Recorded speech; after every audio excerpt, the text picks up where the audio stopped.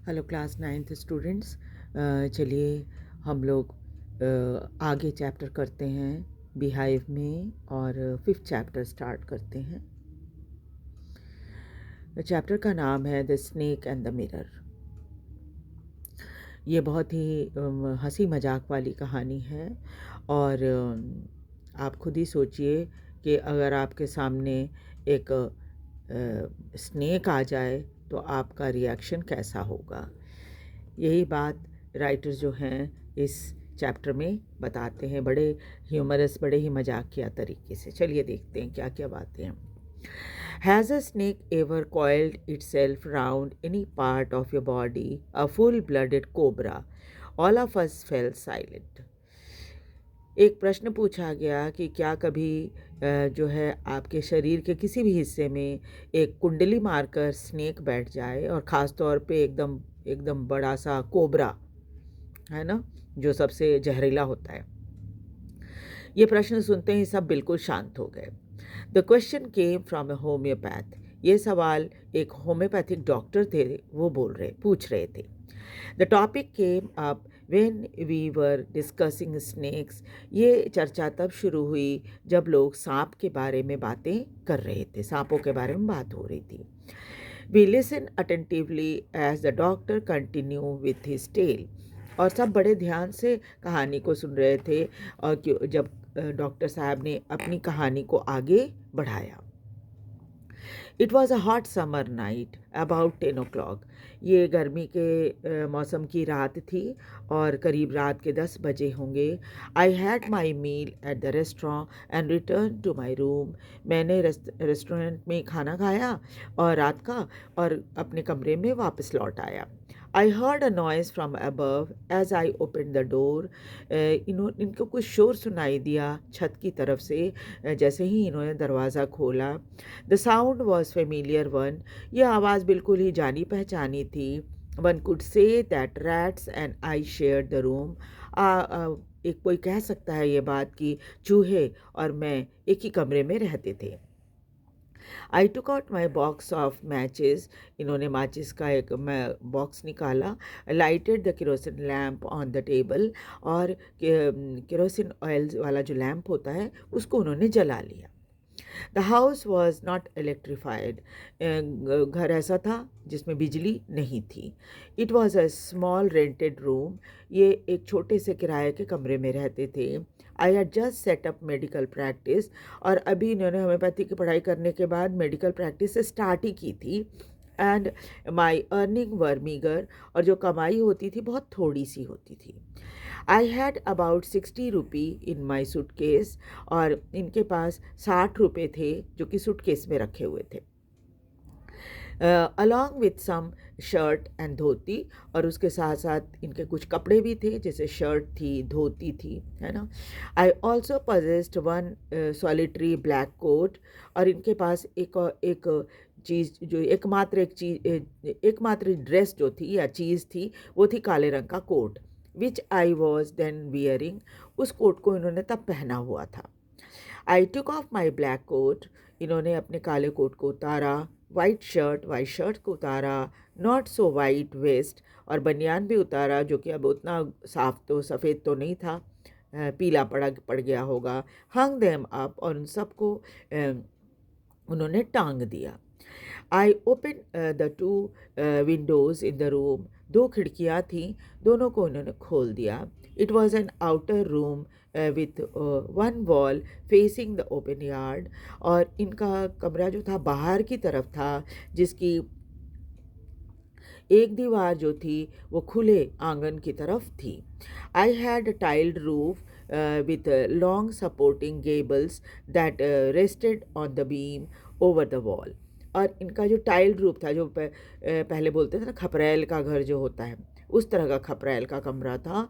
और उसमें ऊपर में जो है वो बीम्स लगी हुई थी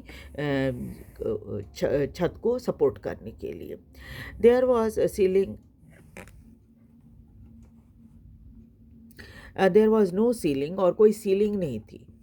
यानी कि जो छत बनी हुई थी उसमें कोई सीलिंग नहीं बनी हुई थी, जो ये था बीम से सपोर्ट किया हुआ बस छप्पर बना हुआ था जिसके ऊपर खपरेल लगी हुई थी। There was a regular traffic of rats to and from the beam, और उस बीम से, जो लकड़ी की बीम थी वो या लोहे की जो होगी बीम, उस बीम से हमेशा चूहों का आना जाना लगा रहता था। आई मेड माई बेड, इन्होंने अपना बिस्तर तैयार किया, pulled it close to the wall, और उसको खींच कर दीवार के करीब ले गए। आई lay down but couldn't sleep, वो लेटे जरूर लेकिन सो नहीं पाए, सो नहीं सके। I got up and went out to veranda for little air, इसलिए वो उठे और बरामदे में चले गए ताकि थोड़ी हवा लगे। But the wind god seem to have taken time off, लेकिन हवा बिल्कुल ही नहीं चल रही थी। विंड गॉड जो वायु देवता हैं वो बिल्कुल शांत बैठे हुए थे, हवा बिल्कुल नहीं चल रही थी। I went back into the room, इसलिए वापस कमरे में आ गए। Sat down on the chair, और एक चेयर पे बैठ गए। I open the box beneath the table, table के नीचे एक बॉक्स था, उसको इन्होंने खोला। टुक आउट अ बुक, और उसमें से एक किताब निकाली, द मटेरिया मेडिका। ये एक होम्योपैथी की बहुत ही पॉपुलर बुक है, मटेरिया मेडिका। वो बुक इन्होंने निकाल ली, होम्योपैथिक डॉक्टर थे तो उसको बुक को निकाल कर पढ़ने लगे।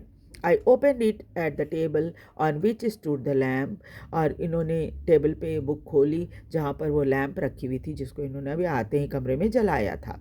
अ लार्ज मिरर, उसके ठीक सामने बड़ी सी मिरर थी। अ स्मॉल कोम ले बिसाइड द मिरर, और मिरर के ठीक बगल में एक कंघी, जिसे हम बाल ये करते हैं, बाल संवारते हैं, तो कंघी रखी हुई थी।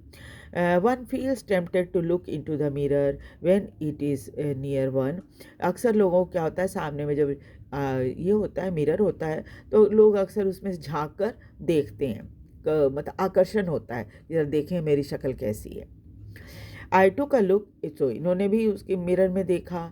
In those days I was a great admirer of beauty, उस समय क्या था कि नौजवान थे तो स्वाभाविक है कि खूबसूरती को देखकर बड़े खुश होते थे। And I believed in making my self look handsome, और इस बात का भी उनको विश्वास था कि भाई अपने आप को हैंडसम दिखना चाहिए, मतलब मैं हैंडसम दिखूं, है ना। आई वॉज अनमैरिड, और चूंकि उस समय इनका विवाह भी नहीं हुआ था। आई वॉज अ डॉक्टर, और डॉक्टर भी थे। I felt I had to make my presence felt, और इसलिए इनको लगता था कि वो जहाँ कहीं भी जाएं तो लोग ऐसा अनुभव करें, अच्छा डॉक्टर साहब आए हैं, है ना। और लुक के अकॉर्डिंग भी लोग आकर्षित होते हैं कि भाई देखने में बड़े स्मार्ट हैं, डॉक्टर हैं, है ना। तो इसलिए क्या करते थे, ये अपने आप को संवार कर रखते थे। I picked up the comb, इसलिए उन्होंने कंघी उठाया। Ran it through my hair, और बालों में कंघी की। And adjusted the parting so that it look straight and neat, और आप लोग जानते हैं जब हम कंघी करते हैं तो पार्टिंग होती है ना, तो पार्टिंग को इन्होंने सीधा किया ताकि वो देखने में अच्छा और सीधा और साफ सुथरा दिखे। Again I heard that sound from above, तभी क्या हुआ, इन्हें फिर ऊपर से कुछ आवाज़ सुनाई पड़ी।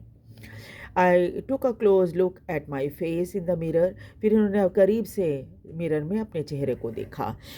आई मेड एन इम्पॉर्टेंट डिसीजन, और तब मैंने उस समय फ़ैसला किया। आई वुड शेव डेली, मैं शेविंग डेली किया करूँगा। Grow a thin moustache to look more handsome, और पतली पतली मूछें रखूँगा ताकि मैं ज़्यादा आकर्षक दिखूँ, हैंडसम दिखूँ। I was after all a bachelor and a doctor, एक तो मैं अभी बैचलर हूँ यानी अविवाहित हूँ, ऊपर से डॉक्टर भी हूँ, तो कोई भी आकर्षित हो सकता है इनके तरफ। I looked into the mirror and smile, इसलिए इन्होंने मिरर में अपने आप को देखा और देखकर मुस्कुराए। It was an attractive smile, इनको लगा कि भाई उनकी उनकी मुस्कुराहट जो है ना बहुत आकर्षक है। I made another earth shaking decision, तभी उस समय एक और बहुत ज़बरदस्त फैसला, धरती हिलाने वाला फैसला इन्होंने लिया।